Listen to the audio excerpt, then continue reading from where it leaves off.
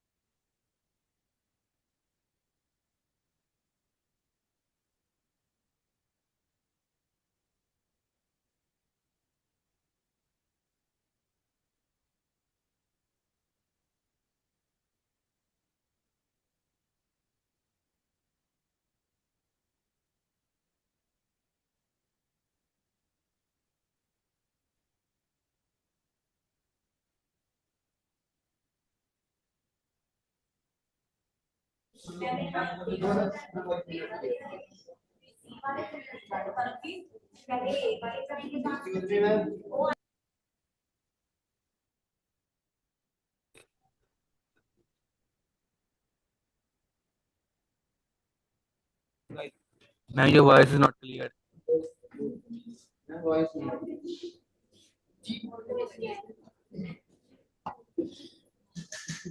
बोलो। मैं दूसरी क्लास में मैं आवाज नहीं आ रही। माइक तो बंदे पड़ते ऑन है।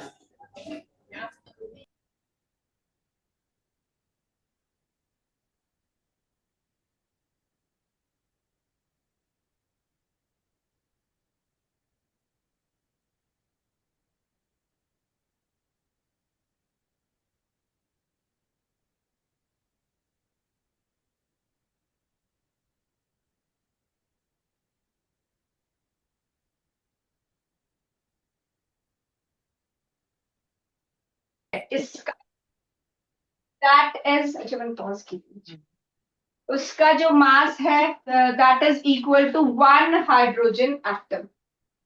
ठीक है,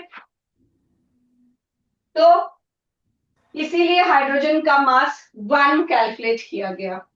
ऐसे ही मैं अगर 4 पीसेस ले लूं, ठीक है, ये जो हमने C12 का पीस कट किया था, ऐसे ही अगर मैं 4 पीसेस ले लूं तो मुझे हीलियम का मास मिल जाता है।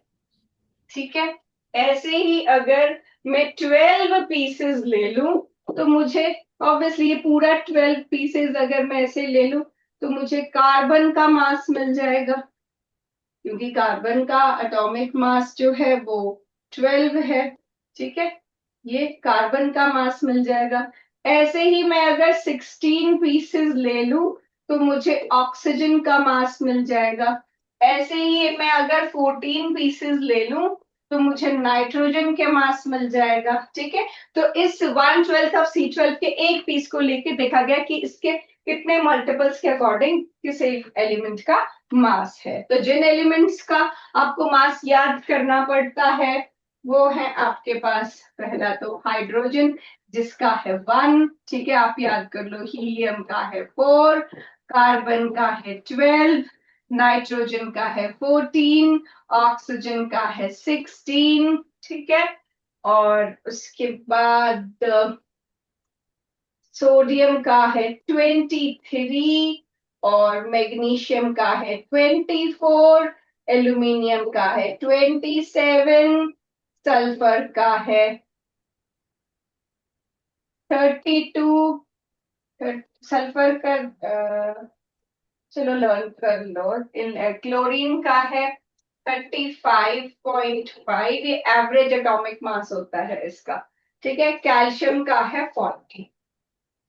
ठीक है, अब देखो इसमें जैसे कि हीलियम हो गया, कार्बन हो गया, ऑक्सीजन हो गया, मैग्नीशियम हो गया, सल्फर हो गया और कैल्शियम, ये इन सब का एटॉमिक नंबर इवन है, तो जिनका एटॉमिक नंबर इवन है उनका मास निकालने के लिए तो आप इंटू टू कर सकते हो, ठीक है।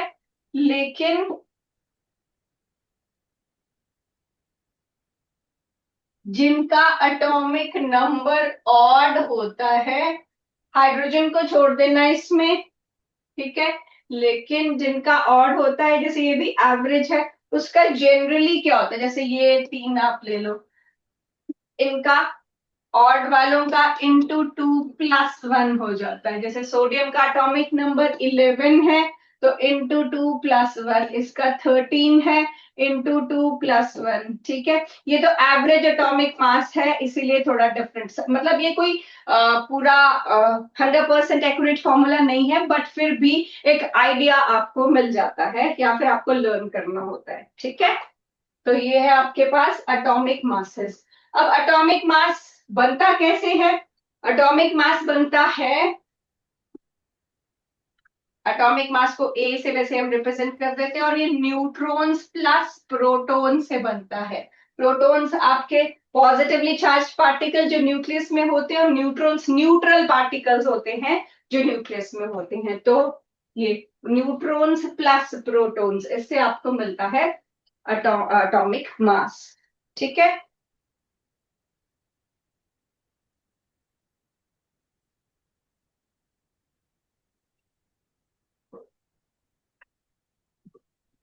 अब इसमें आपने रुको,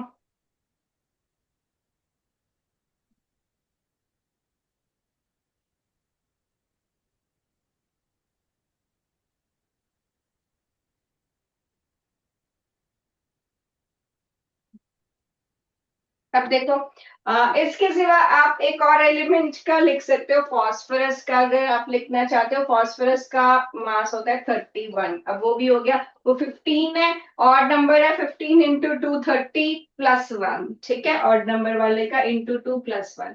अच्छा, अगर ये हो गया तो फटाफट ट्राई करो fifth question, calculate molar mass of the following, fifth question from assignment, फटाफट लिखो उसमें। कुछ नहीं करना आपको, बस जो भी एटॉमिक मासेस है उनको ऐड करके लिख देना है। एटॉमिक मासेस आपके पास सामने स्क्रीन पे दिए हुए हैं।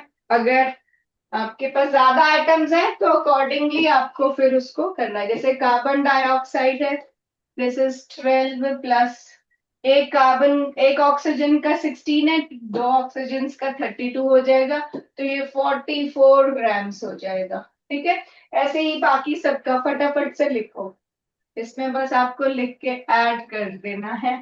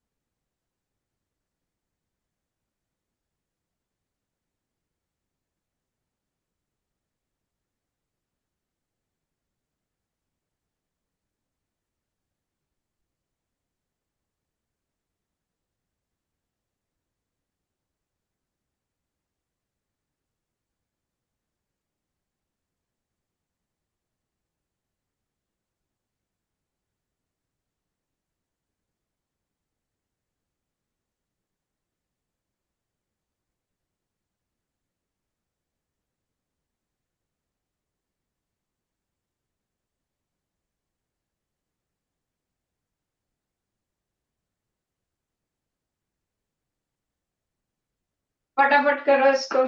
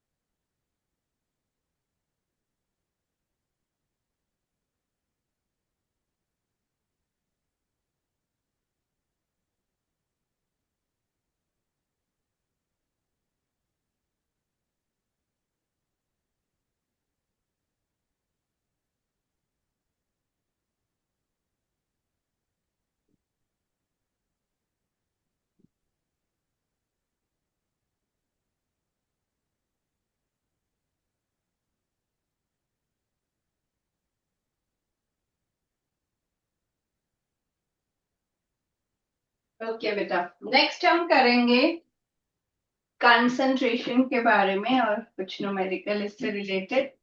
कंसंट्रेशन क्या होता है? देखो, जैसे अगर सपोज करो आपके पास एक गिलास पानी है,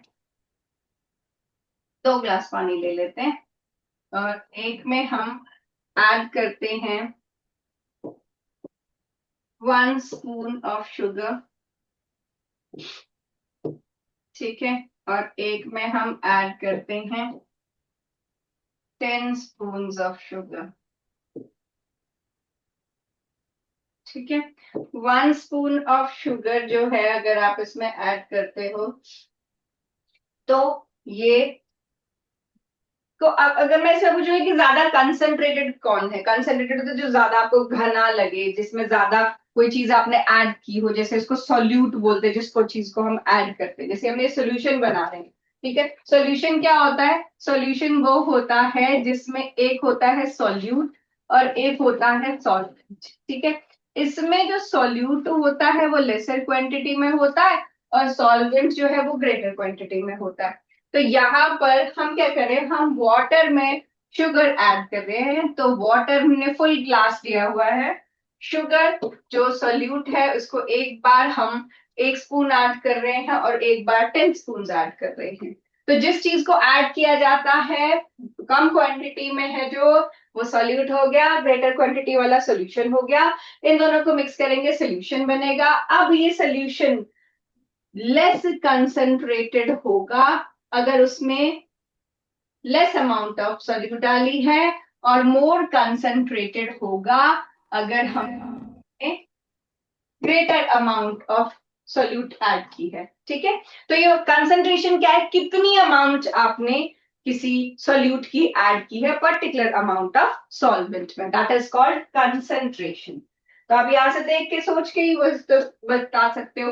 जैसे आप अगर शुगर डिसॉल्व करोगे, घर पे जाके करते हो, तो आपको जो आपने ज्यादा अमाउंट ऑफ शुगर जिसमें डिसॉल्व की वो थोड़ा थिक सा लगेगा सोल्यूशन, ठीक है, हैवी सा, थिक सा, वो हो गया कि वो ज्यादा कंसंट्रेटेड है, ठीक है। और जो आपका जिसमें कम अमाउंट है सॉल्यूट की, उसको आप डाइल्यूट सोल्यूशन बोलते हैं, पानी ज्यादा है उसमें, डाइल्यूट कर दिया है ये, ठीक है, तो वो लेस कंसंट्रेटेड सोल्यूशन हुआ। तो कंसंट्रेशन बेसिकली आपको बता रहा है कि आपके सोल्यूशन में कितना अमाउंट ऑफ सोल्यूट आपने कितने अमाउंट ऑफ सोल्यूशन में डाली है, ठीक है, कितना अमाउंट ऑफ सोल्यूट कितने अमाउंट ऑफ सॉल्वेंट में डाल के उसका सोल्यूशन बनाया है।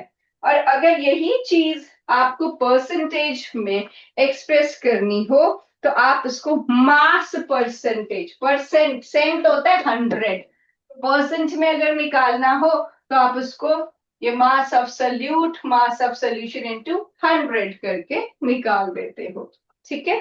तो लिखो थोड़ा सा मास परसेंट के बारे में। This is mass percent. It is method. It is a method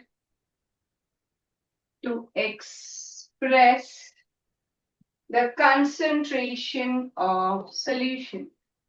The concentration of solution. ठीक है, कि कम कंसंट्रेटेड है, ज्यादा है, कितना परसेंट कंसंट्रेटेड है, ठीक है। Specifically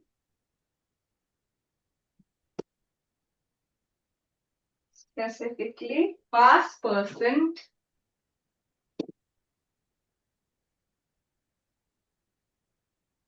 defines the amount of solute, defines the amount of solute present in specific volume, present in specific volume. It helps to determine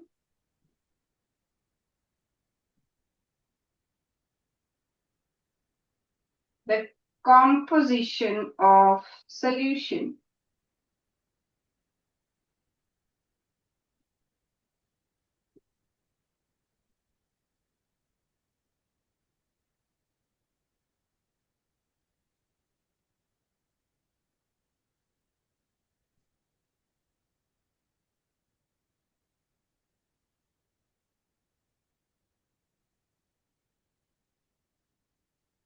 और इसका जो फॉर्मूला है मास परसेंट का,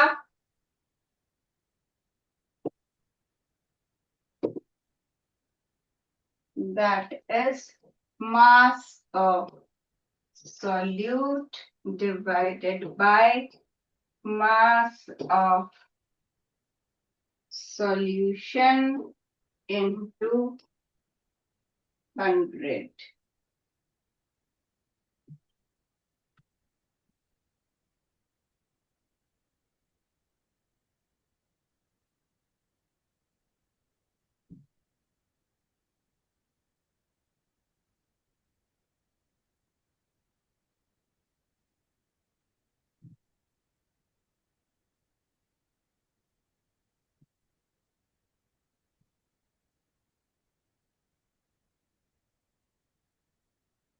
लिखा आपने?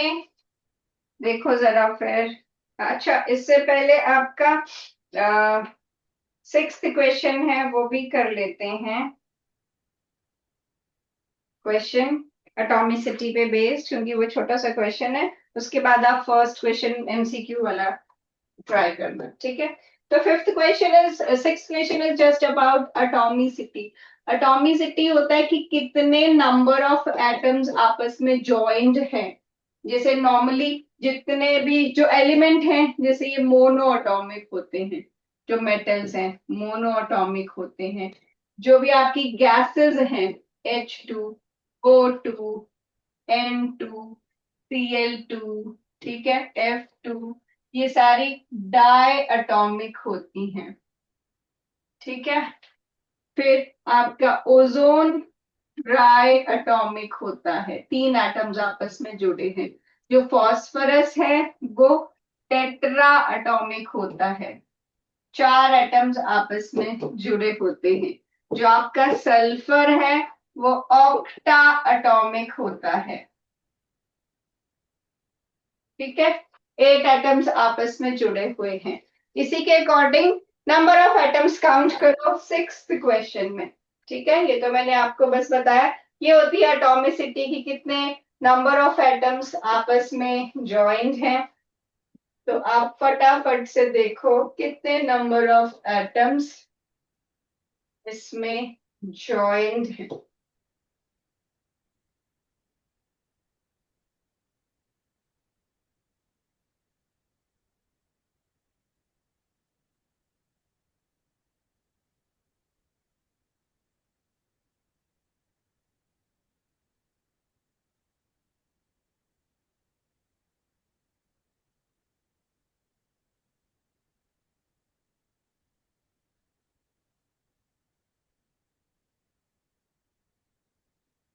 देखो, ये जो एटम्स हैं ये सेम एटम्स भी आपस में जुड़ सकते हैं और डिफरेंट एटम्स भी जुड़ सकते हैं, ठीक है? जैसे यहाँ पर मैंने ये बताया, तो ये सारे सेम एटम्स जुड़े हुए थे। इन सबको हम बोलते हैं होमो एटॉमिक, जिनमें सेम एटम्स जुड़े हों। होमो मीन्स सेम। और अगर अलग अलग एटम्स जुड़े हुए हों उनको हम बोलते हैं hetero atomic. Homo atomic and hetero atomic. और बाकी जितने भी नंबर ऑफ एटम्स आपस में जुड़े हों उनका नंबर लिखना है। तो फटाफट एटॉमिसिटी लिखो, ये जो आपके पास क्वेश्चन है इसमें।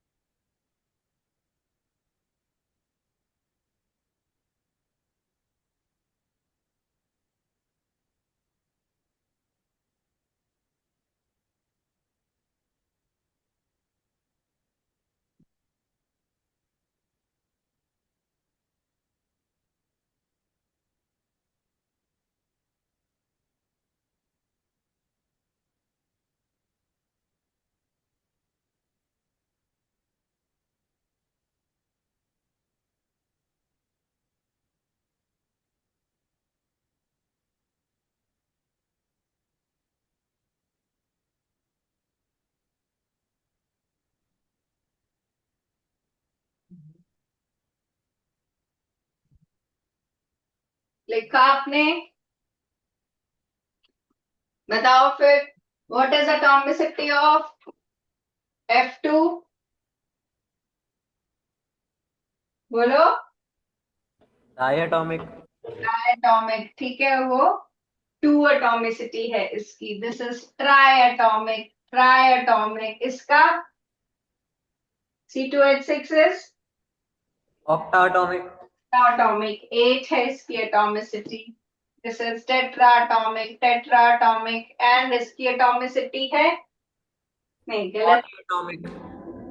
पॉलीएटोमिक। पॉलीएटॉमिक, ठीक है।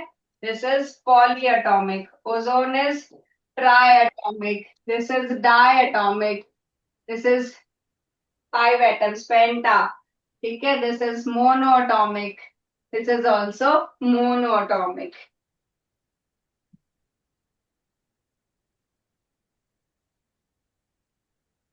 ठीक है। अब नेक्स्ट क्वेश्चन जो एमसीक्यू का फर्स्ट क्वेश्चन है, ट्राई करो जरा, मास परसेंटेज पे है।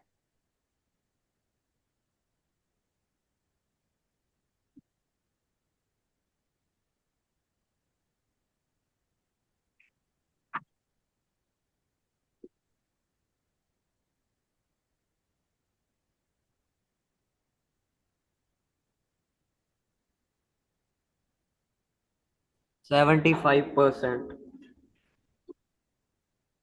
Okay, let others do.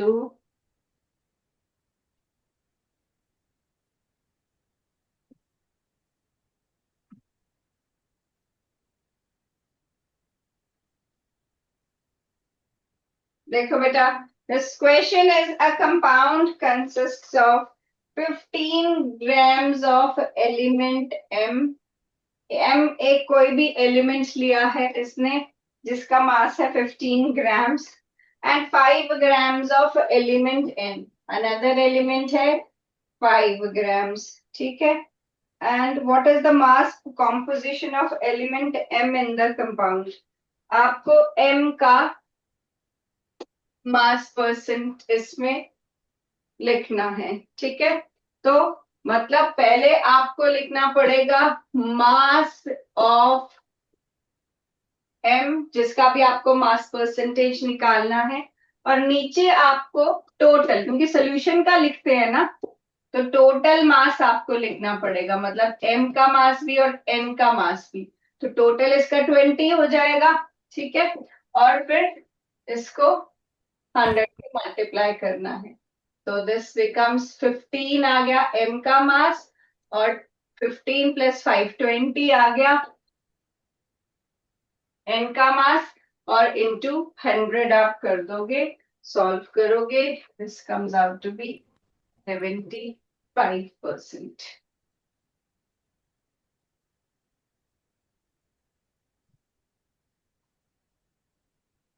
ठीक है।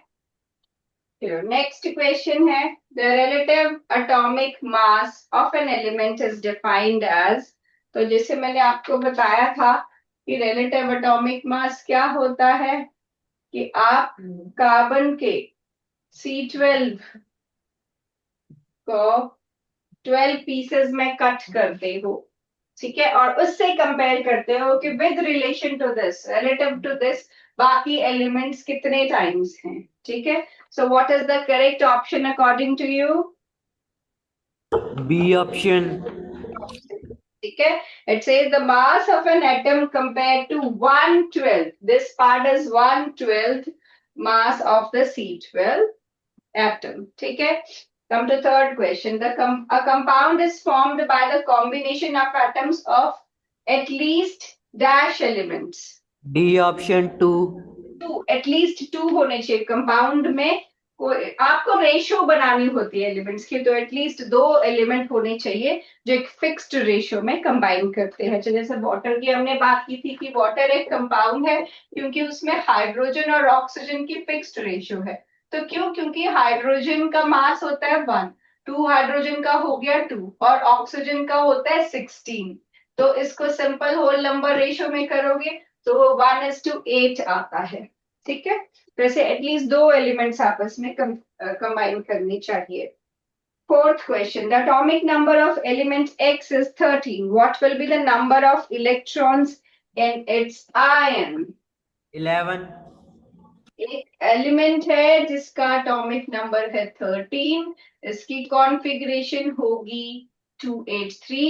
जिस भी एलिमेंट की लास्ट शेल में 1, 2 या 3 इलेक्ट्रॉन्स होते हैं वो उनको लूज करके +1, +2 या +3 चार्ज कैरी करके कैटायन बनाता है. तो यहाँ पर ये 3 इलेक्ट्रॉन्स लूज करके +3 चार्ज अटेन करेगा और इसका आंसर आएगा.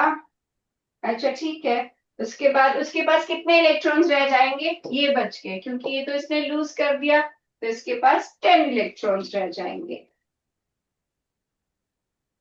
फिर है what is the valency of calcium in calcium chloride? C में क्या वैलेंसी है? ठीक है. तो इसमें क्लोरीन का -1 होता है. अगर आपको ऐसे निकालना हो ना कि एक का पता हो दूसरे का नहीं पता हो, खैर आपको जरूरत नहीं है अभी, पर आप इसको सिंपल क्रॉस कर सकते हो. ठीक है. दैट मीन्स ये अगर 2 आया है तो कैल्शियम की 2 पॉजिटिव होगी और क्लोरीन की -1 होती है, तो ये करके CaCl2 बनता है. फिर है to make formula of aluminium chloride how many chloride ions are needed? 1. नहीं, एल्यूमिनियम क्लोराइड होता है AlCl3. तो इसने पूछा है एल्यूमिनियम क्लोराइड बनाने के लिए कितने क्लोराइड आयंस चाहिए. तो क्योंकि एल्यूमिनियम का 3 पॉजिटिव चार्ज है तो इन 3 पॉजिटिव को न्यूट्रलाइज करना पड़ता है. ठीक है. या फिर आप ये कह लो कि जब आप इसका फॉर्मूला बनाते हो तो ये AlCl3 बनता है. अब AlCl3 का क्या मतलब हुआ कि इसके पास एक एल्यूमिनियम और 3 क्लोराइड आयंस है. 1 एल्यूमिनियम आयन, इसलिए 1 Al है और 3 क्लोराइड आयंस आपस में मिलकर आपको कंपाउंड बनाएंगे. ये जो भी आयनिक कंपाउंड्स होते हैं ना बेटा, ये न्यूट्रलाइज होते हैं. जितना आपके पास ये क्रॉस करने का मतलब तो सिर्फ आपको बताया गया है कि फॉर्मूला कैसे लिखना है, क्या बनेगा, पर एक्चुअल उसका क्या मकसद है?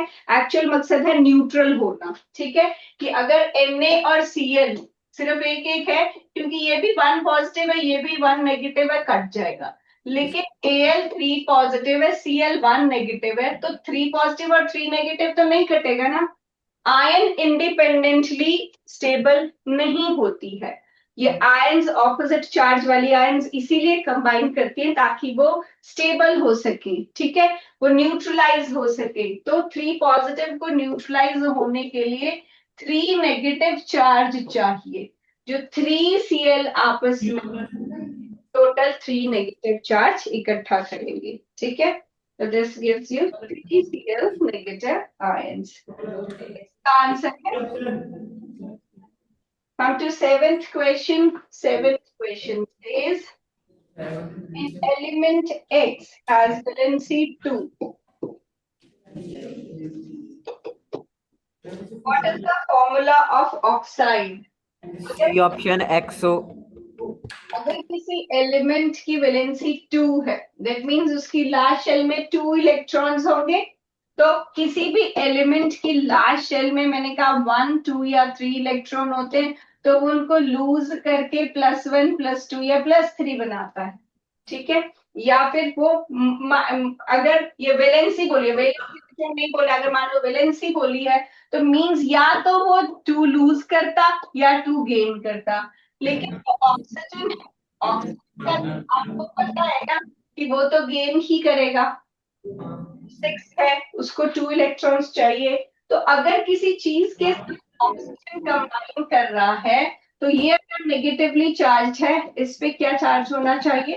Positive charge. आएगा +2.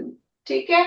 और जब आप इसको क्रॉस करोगे तो आप इसको X2O2 लिखने की simplest whole number ratio D option. ठीक है, मैं समझा रही हूँ इसलिए समझा रही हूँ ताकि आप जो भी करो सिर्फ ऐसे ही नहीं टिक मत करो कि हाँ हमने काम खत्म कर लिया। मैं हर क्वेश्चन को इसीलिए एक्सप्लेन कर रही हूँ ताकि अगर कोई कॉन्सेप्ट आपका वीक है तो आप उसको स्ट्रॉन्ग कर सको। ये थ्रू आउट केमिस्ट्री यूज होने हैं। बोलो मत, मुझे डिस्टर्ब होता है जब मैं क्वेश्चन पूछू तभी बोलना है, आंसर बोलना है, फालतू की बात नहीं बोलनी है। ठीक है, नेक्स्ट है आपके पास